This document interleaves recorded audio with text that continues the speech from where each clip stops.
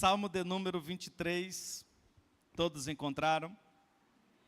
Meus irmãos, esse salmo, que é por demais conhecido de todos nós, o salmista Davi utiliza a figura de um pastor para expressar o seu sentimento, o seu relacionamento com Deus, o seu sentimento para com Deus, o seu relacionamento com Deus e, sobretudo, o cuidado de Deus para com o seu povo. Haja vista ser uma atividade, uma prática muito comum. E quando o salmista fala sobre a figura do pastor, ele se vale de uma linguagem que as pessoas compreendem muito bem. Muito embora haja umas pequenas diferenças entre o exercício da atividade pastoral no Oriente Médio e o exercício da atividade pastoral aqui no nosso contexto. O relacionamento, a proximidade do pastor com a ovelha no Oriente Médio, sobretudo naquele tempo, era muito diferente. Hoje nós vivemos um período em que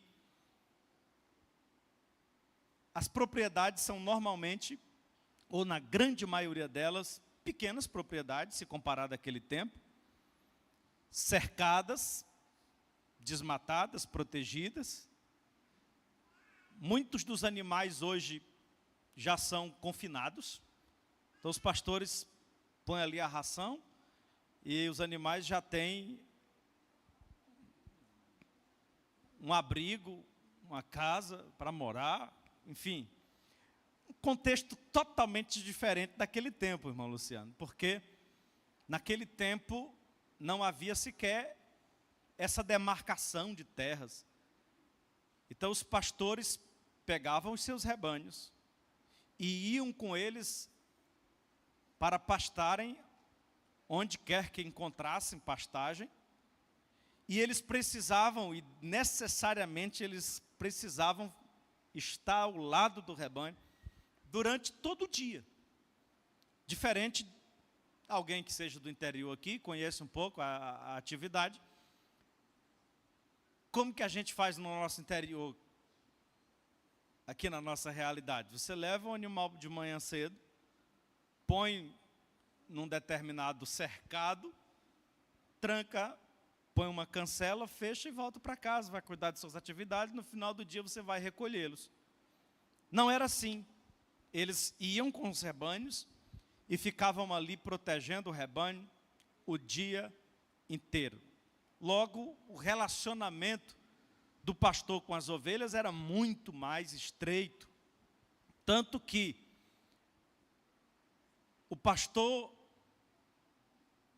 ia na frente, chamando, e as suas ovelhas vinham atrás seguindo.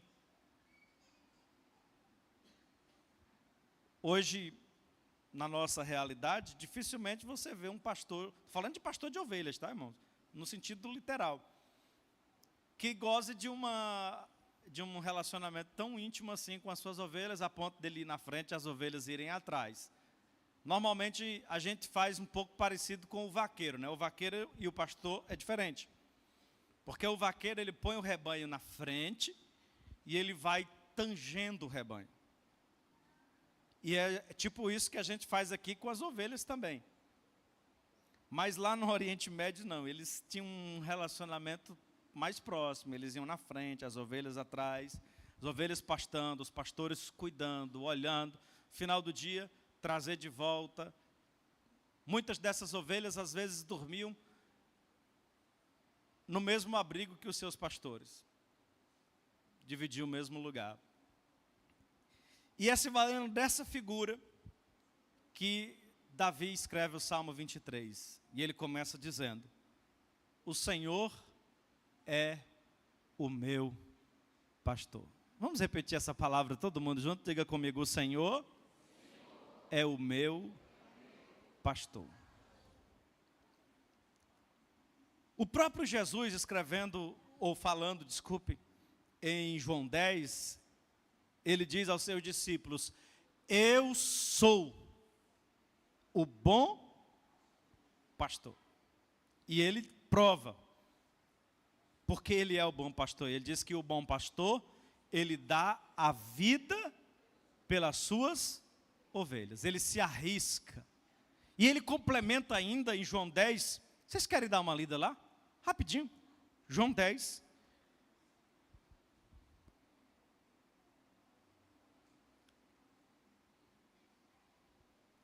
Olha, 10:1. Na verdade vos digo, que aquele que não entrar pela porta do curral das ovelhas, mas sobe por outra parte, é ladrão e salteador. Mas aquele que entra pela porta é o pastor das ovelhas. A este o porteiro abre, e as ovelhas ouvem a sua voz, e chama pelo nome as suas ovelhas, e as traz para fora. Veja como o pastor conhece cada ovelha pelo nome. Versículo 4, e quando tira para fora as suas ovelhas, vai adiante delas, e as ovelhas o seguem, porque conhecem a sua voz. Mas de modo nenhum seguirão a estranhos, antes fugirão dele, porque não conhecem a voz do estranho. Jesus disse-lhe esta parábola, mas eles não entenderam o que ela queria dizer. E o nosso desafio hoje aqui é entender isso. O que é o papel do pastor. Tornou, pois, Jesus a dizer-lhes: em verdade vos digo, eu sou a porta das ovelhas. Todos quantos vieram antes de mim são ladrões e salteadores, mas as ovelhas não os ouviram. Eu sou a porta. Se alguém entrar por mim, salvar-se-á, entrará e sairá e achará pasto. O ladrão não vem senão a roubar, matar e destruir. Eu vim para que tenham vida e a tenham em abundância. Aí olha o versículo 11, Jesus diz: eu sou o bom pastor. E o bom pastor dá a vida pelas suas ovelhas. Aí ele complementa no 12 dizendo: o mercenário, aquele que está interessado só na lã, só na gordura ou só no leite, o mercenário que não é pastor, de quem não são as ovelhas, quando vem um lobo ele deixa as ovelhas e foge. E o lobo arrebata e dispersa as ovelhas. Ora, o mercenário foge, versículo 13, porque é mercenário e não tem cuidado das ovelhas. Aí Jesus diz de novo no 14: eu sou o bom pastor, eu conheço as minhas ovelhas e das minhas ovelhas sou conhecido. E assim como o Pai me conhece, também eu conheço o Pai e dou a minha vida pelas ovelhas. Você pode dizer glória a Deus por isso. Meus irmãos, Jesus é o bom pastor. O bom pastor que Pedro, escrevendo na sua primeira carta, no capítulo de número 5, versículo 4, ele vai usar uma outra expressão. Ele vai se referir a Jesus como o sumo pastor, ou o pastor dos pastores. E voltando ao Salmo 23, quando Davi se refere ao Senhor, ao cuidado de Deus, ele diz: o Senhor é o meu pastor. Esse pastor que dá a vida pelas ovelhas, que não a abandona, esse pastor que cuida, esse sumo pastor de que nós acabamos de ler, é o pastor que Davi diz assim: ele é o meu pastor. É ele que cuida de mim. É ele quem me apacenta. É ele quem me sustenta. O Senhor é o meu pastor. E aí ele complementa dizendo: e nada me faltará. A expressão, os irmãos sabem que a Bíblia, o exemplar da Bíblia que nós dispomos hoje, ele é uma tradução que foi traduzido, no caso do Antigo Testamento, do hebraico para o grego, depois foi traduzido do grego para o latim, depois foi traduzido para o alemão, depois foi traduzido para nós chegar hoje e a gente ter em português. E nessas traduções, irmãos, não é uma tarefa fácil, porque às vezes uma palavra que tem uma determinada língua não tem na outra. Ou às vezes uma mesma palavra numa língua, ela pode ter vários significados. Vou citar um exemplo aqui para vocês. Imagine que alguém vai traduzir um texto do português brasileiro, para o hebraico. E esse texto que a pessoa vai traduzir contém a palavra manga. O irmão Zacarias está me dizendo que tem 5 variedades. Porque tem a manga fruta, tem a manga da camisa, tem a manga no sentido de mangá, o verbo mangá. Lá no meu interior ainda se fala de manga como o cercado onde você põe os animais. E aí tu imagina que a pessoa que vai traduzir o texto do português para lá, ele vai ter que encontrar lá no hebraico uma palavra mais aproximada do que ele quer dizer para que o leitor entenda. Então esse tipo de variação, ele acontece também nas traduções. Por isso é que quem se aprofunda no estudo da palavra, para ser um bom intérprete das Escrituras, é necessário conhecer as línguas originais. Porque muitas vezes é necessário você recorrer ao texto original para você ter uma noção real. E eu diria para vocês, estou fazendo todo esse arrudeio aqui, para justificar o que eu vou dizer agora, que a tradução mais apropriada para esse texto seria: o Senhor é o meu pastor e de nada terei falta. Porque se eu digo, o Senhor é meu pastor e nada me faltará, de repente alguém pode dizer assim: poxa, mas eu já senti falta de alguma coisa.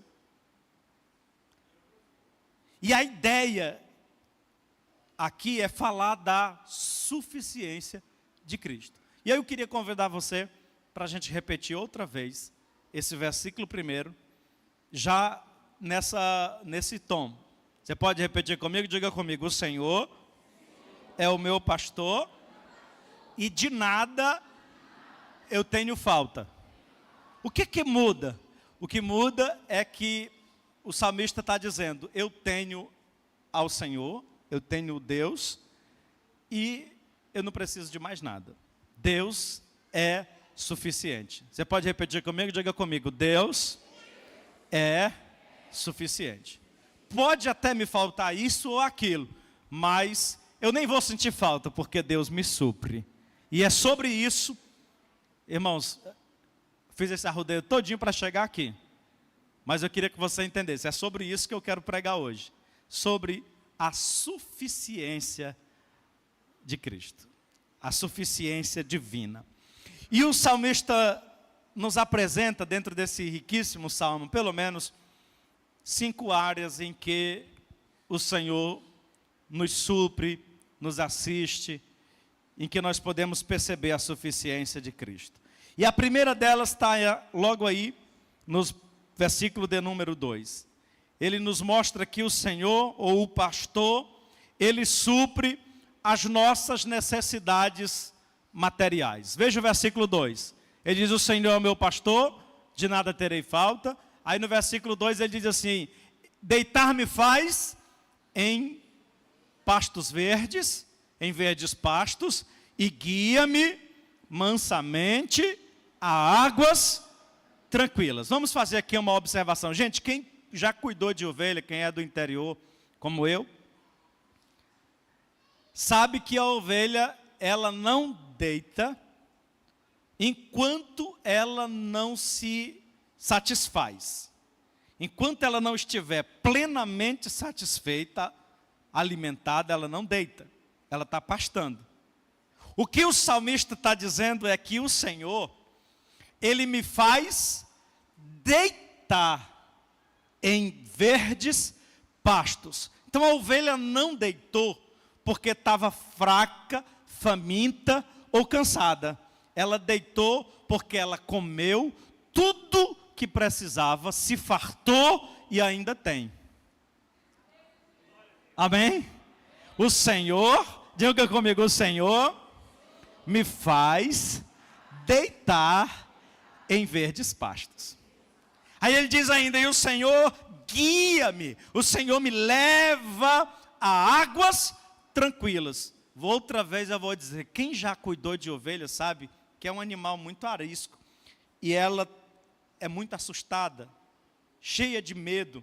E ela não bebe água em águas correntes. Se a água estiver movimentada, ela não se sente segura de beber água. A ovelha só se sacia ou sacia a sua sede quando a água está bem paradinha, que ela consegue beber. Aí o salmista diz que até nisso Deus tem esse cuidado. Ele nos guia mansamente, sem agitação, porque se a ovelha estiver agitada também ela não bebe água. E o Senhor nos guia mansamente a águas tranquilas. Isso fala, irmãos, claramente da provisão do Senhor, do cuidado, da suficiência de Deus, de como Deus, em sua infinita graça e bondade, se preocupa nos mínimos detalhes da nossa vida. Eu prego nessa noite para pessoas que estão em situações diversas aqui no meio dessa multidão.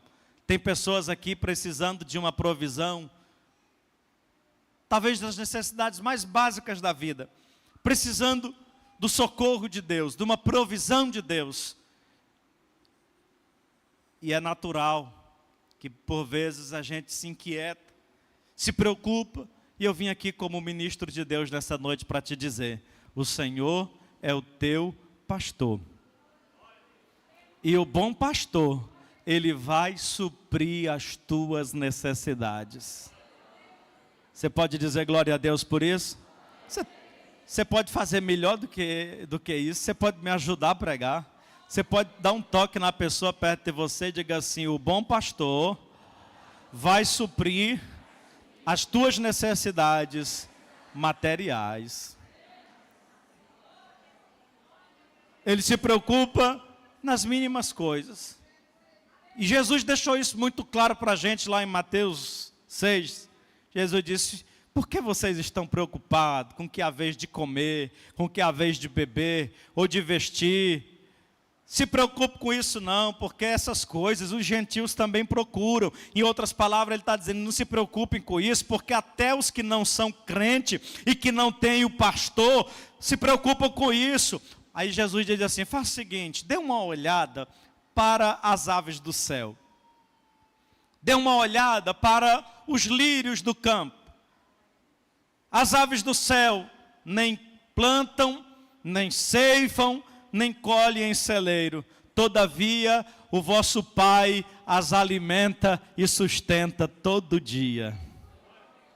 Olhem para os lírios do campo, nem tecem, nem fiam, todavia Deus veste a cada um deles. Aí Jesus olha para as suas ovelhas e diz, porventura não tem vocês muito mais valor do que eles? Aleluia, glória a Deus. Eu vim nesta noite trazer uma palavra de conforto ao teu coração e dizer, Deus é suficiente na sua vida e Deus vai prover, o bom pastor vai suprir as tuas necessidades, vai cuidar de você, não se apavore, não se aflinja, não deixe angustiar o teu coração. Deus não vai deixar faltar o pão na tua mesa, Deus não vai deixar faltar o vestir, o calçar, Deus não vai deixar faltar nada.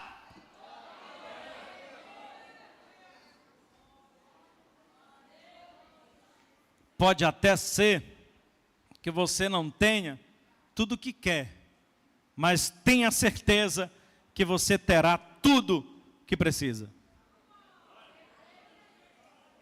Valeu pelo glória a Deus. Pode até ser que você não tenha tudo o que quer, porque a minha avó dizia que a medida do ter, ela nunca enche. O homem sempre quer mais do que tem. Não é verdade? Você já ouviu esse ditado? A medida do ter nunca enche. O homem sempre quer ter mais, quer ter mais. Mas tenha certeza disso, irmãos. Deus vai suprir as tuas necessidades.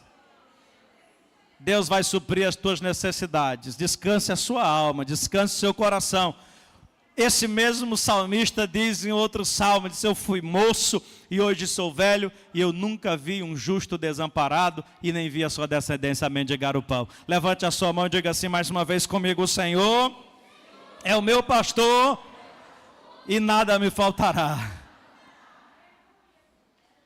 Segundo lugar, Davi nos ensina que o bom pastor, ele supre ele nos supre nas nossas fragilidades emocionais. Veja o versículo 3. Ele refrigera a minha alma e guia-me pela vereda da justiça por amor do seu nome. Gente, eu gosto tanto dessa expressão, refrigera a minha alma. Eu não sei se eu vou conseguir dizer para vocês exatamente o que eu sinto quando eu leio esse texto, mas eu vou tentar ilustrar isso de uma forma assim bem simples, da minha forma lá da roça, Renê.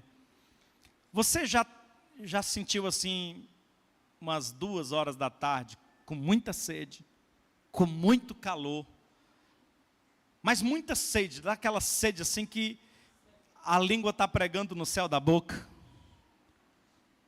Aí você chega em casa, abre a geladeira e pega aquele copo de água bem gelada. Hã? Não, Coca-Cola não, mano. Água. Aquele copo de água bem gelada.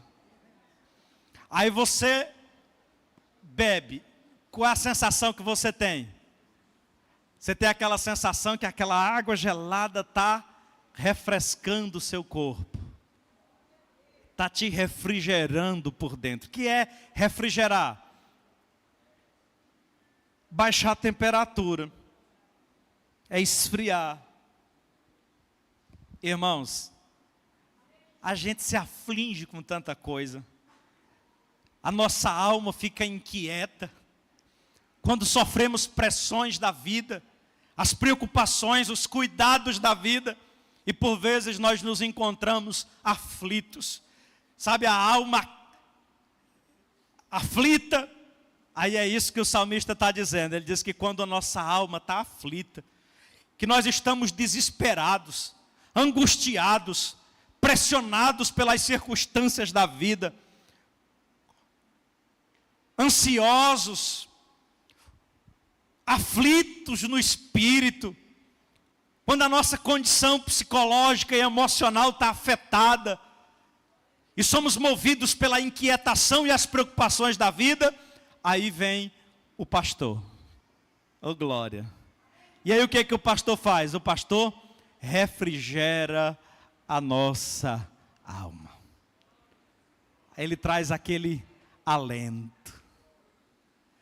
Oh, glória a Deus. Segura assim a sua mão levantada, eu vou entregar o recado de Deus para você. Eu estou ministrando nesta noite para pessoas que estão se sentindo assim, aflitas. Só Deus sabe o quanto a tua alma tem saltado dentro de você. Quantas preocupações, angústias e temores você carrega. Mas eu vim nessa noite para te dizer que o bom pastor está aqui e o Senhor está trazendo refrigério. Um bálsamo de Deus está descendo sobre a tua vida.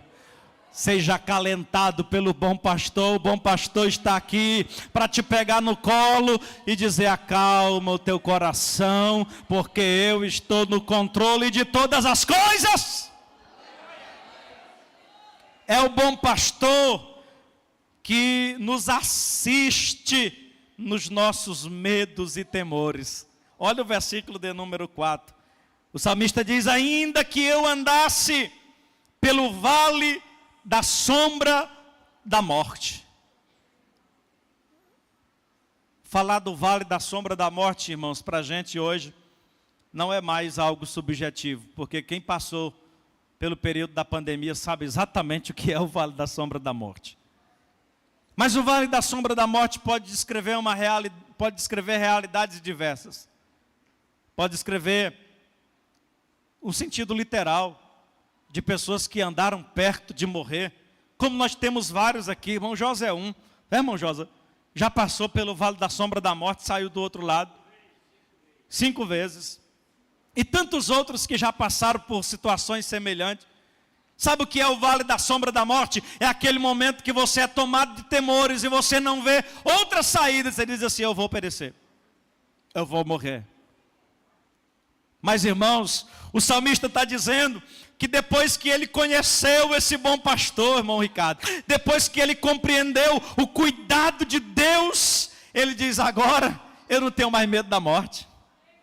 Agora eu não tenho mais medo de assombração, não tenho mais medo de nada, porque ainda que eu passe pelo vale da sombra da morte, ele diz: eu não temerei mal algum. E não temerei por quê? Porque tu estás comigo. Levante a sua mão e diga assim comigo: eu sei que o bom pastor está comigo, e eu não temerei mal algum. Está com medo de quê, irmão? Está preocupado com o quê?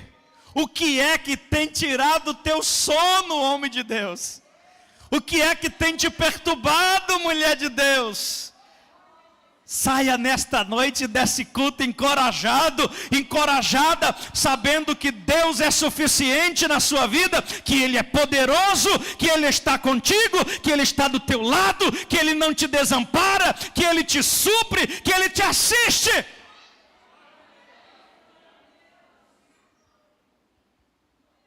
Aleluia!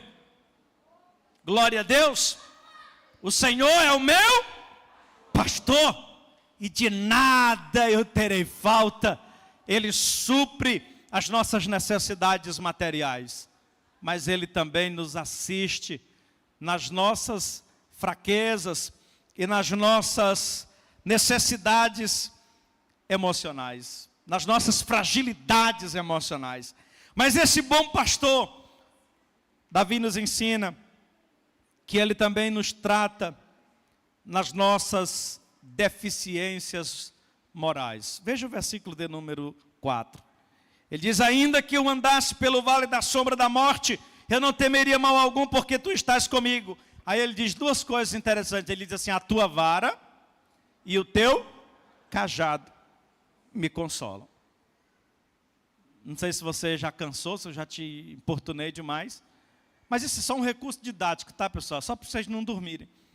Você podia repetir comigo mais uma frase? Diga assim comigo: o pastor cuida, mas também bate. O pastor cuida, mas também corrige. Mas no mesmo texto ele diz que o pastor corrige, mas também consola. Ele não só bate não, ele bate, mas consola.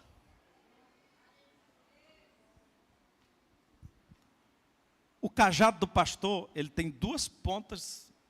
Uma é uma pontazinha curvada, parecendo assim aquele cabo de um guarda-chuva. Sabe aqueles guarda-chuva preto, antigo? Aqueles bons mesmo, bem grande. Está quase na hora de comprar, viu, irmão? Vamos dar uma dica aí, os irmãos que estão desempregados, ó, vai já começar a chuva, compra um bocado de guarda-chuva, vai vender no centro que dá certo. Aquele guarda-chuva que tem aquela ponta curvada, o pastor usa para puxar a ovelha, para guiar. Ele vai ali e bota no pescoço, se tiver pescoço, né? Porque tem umas ovelhas que é que nem eu. O pescoço é bem curtinho. Tem umas que é que nem o Nário, o pescoço é maior. Mas aí quando for que nem o Marcondes, pobre, está quase botando a gravata na testa já. Mas o pastor vai lá e bota aquela curva assim, ó, e puxa a ovelha para o caminho. A ovelha está indo para lá, o pastor, ó, para cá, Só que tem ovelha, irmão, que é mais desobediente. E às vezes é necessário usar a outra ponta do cajado.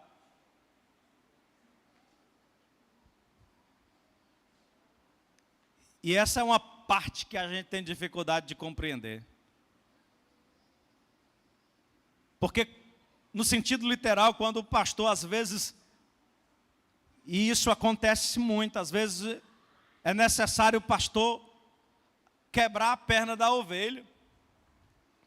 Porque a ovelha é desobediente. E ainda tem aquele ditado que diz que uma ovelha ruim bota um rebanho a perder, porque ela vai e as outras vão atrás. Aí precisa o pastor dar uma cajadada na canela dela. Aí pronto, ela fica imobilizada. Aí o pastor vai, ata, liga. Aí ela fica aqui do lado do pastor. Doeu, mas serviu.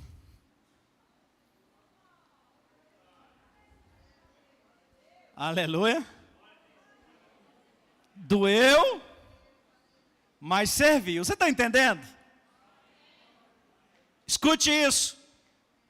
Às vezes, a dor faz parte do cuidado de Deus com a gente.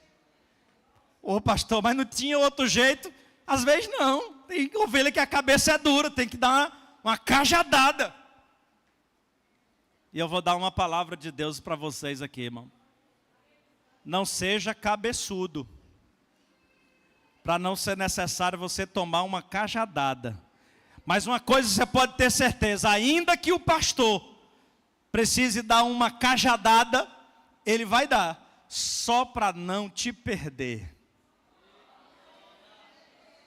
Amém? Glória a Deus. Levante a sua mão e diga assim, hein? Até a cajadada de Deus é uma expressão de amor e cuidado.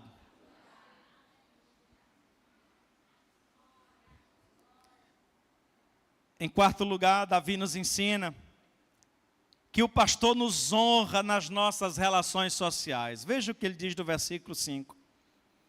Preparas uma mesa perante mim, na presença dos meus inimigos. Unge a minha cabeça com óleo e o meu cálice transborda. Davi era um homem de guerra. Era um homem de muitas batalhas, de muitos conflitos. E ele está dizendo, o Senhor é o meu pastor. E Ele cuida e supre as minhas necessidades materiais. Ele cuida e se preocupa nas minhas fragilidades emocionais. Ele corrige, confronta nas minhas deficiências morais. Ele me ensina, Ele me corrige, Ele me exorta. Mas Ele também cuida das minhas relações sociais. Eu não preciso, é isso que Davi está dizendo, eu não preciso estar botando desabafo nos status do WhatsApp, nem nos stories. Eu não preciso ir tomar satisfação com ninguém. Eu não preciso me justificar, elaborar minha própria defesa. Não preciso, porque o pastor faz isso por mim. Davi está dizendo, eu não preciso nutrir e alimentar no meu coração sentimento de vingança. Por causa do que os meus inimigos me fizeram. Eu não preciso bolar uma estratégia de vingança. O pastor faz isso por mim. É o pastor que cuida disso para mim. O Senhor vai se encarregar disso. Ele está dizendo, prepara uma mesa perante mim, na presença dos meus inimigos. Em outras palavras, Davi está dizendo, quando todo mundo pensa que eu vou perecer, quando todo mundo pensa que eu vou me acabar, quando todo mundo pensa que eu vou me arruinar, Deus surpreende todo mundo. Ele me pega e me prepara uma mesa, manda eu sentar na mesa e todo mundo fica vendo que Deus cuida de mim. Você recebe essa palavra?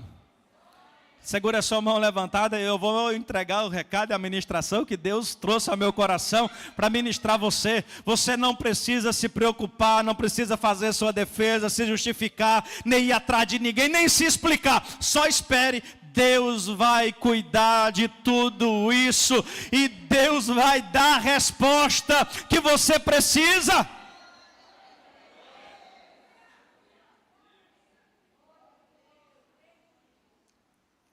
Eu sei que às vezes é cansativo, mas tu imagina se é cansativo para você repetir algumas frases. Imagina para mim que preparei tudo isso e estou falando desde o começo. Eu queria só que você repetisse comigo mais uma frase, para você não esquecer. Diga assim comigo: eu, mais bonito, diga assim: eu tenho um dono.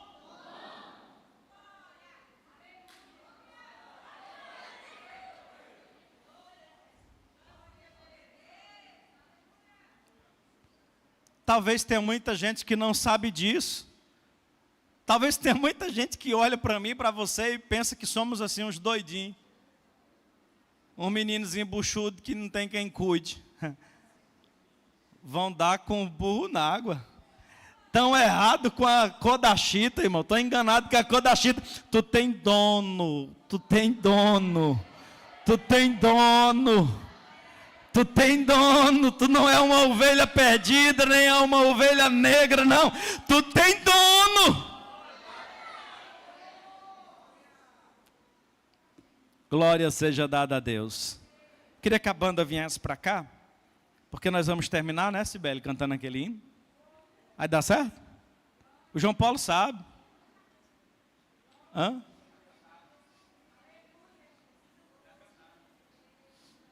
Vamos cantar de novo.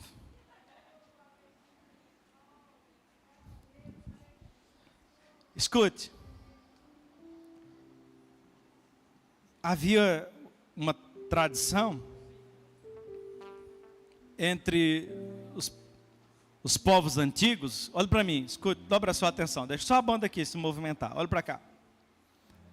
Havia um costume nos povos lá do Oriente.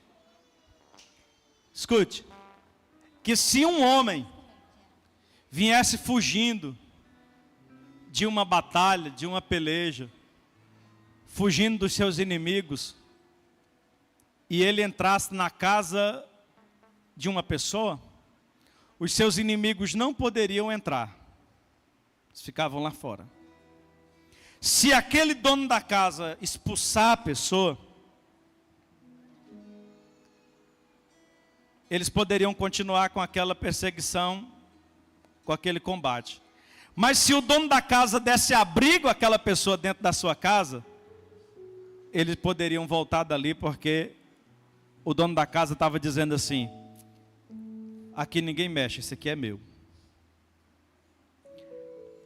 Se o dono da casa desse a ele uma taça de água, ele estava dizendo assim: olha, você está fugindo dos seus inimigos, você vai beber água, você vai se abrigar, mas depois você vai se retirar. Mas se o dono da casa desse uma taça transbordando, ele estaria dizendo: se você quiser, você pode até morar na minha casa. Aí o salmista diz assim: prepara-me uma mesa na presença dos meus inimigos, unge a minha cabeça com óleo, e o meu cálice transborda. Certamente que a bondade e a misericórdia do Senhor me seguirão todos os dias da minha vida. Aí ele diz assim: e eu habitarei na casa do Senhor por longos dias. Ele está dizendo: eu encontrei abrigo em Deus, eu encontrei refúgio em Deus, eu estou abrigado na presença de Deus, e da casa de Deus ninguém me expulsa. Ninguém me põe para fora. Eu estou abrigado na presença de Deus, porque o Senhor é o meu pastor. Aleluia. Glória a Deus. Você recebe essa palavra no seu coração? Talvez você tenha chegado aqui em fuga pelas lutas, perseguições, dificuldades da vida. Eu vim nessa noite como ministro de Deus para te dizer que aqui você tem abrigo. Que aqui você tem abrigo e Deus preparou para você nessa noite um banquete. Deus preparou nessa noite um banquete para saciar a tua alma,